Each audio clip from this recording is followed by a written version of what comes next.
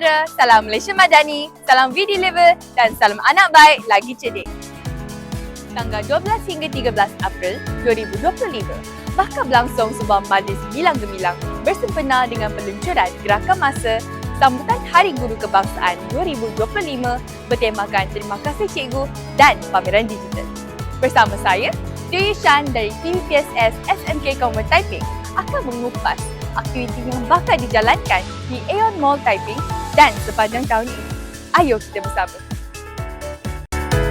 Gerakan Masa KPM ialah satu inisiatif besar-besaran anjuran Kementerian Pendidikan Malaysia KPM yang bertujuan menggerakkan seluruh warga pendidikan termasuk guru, murid, ibu bapa dan masyarakat dalam menjayakan sesuatu tema atau agenda tertentu.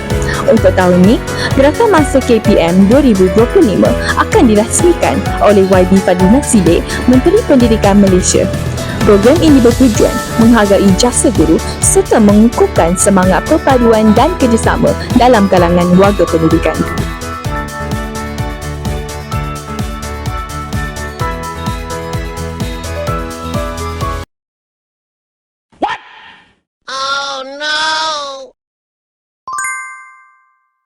Pelbagai aktiviti menarik yang akan dijalankan bersempena majlis peluncuran gerakan masa.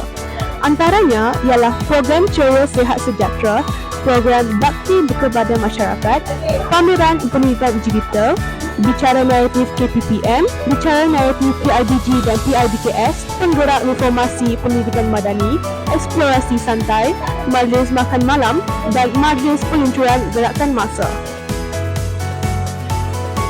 Tunggu apa lagi?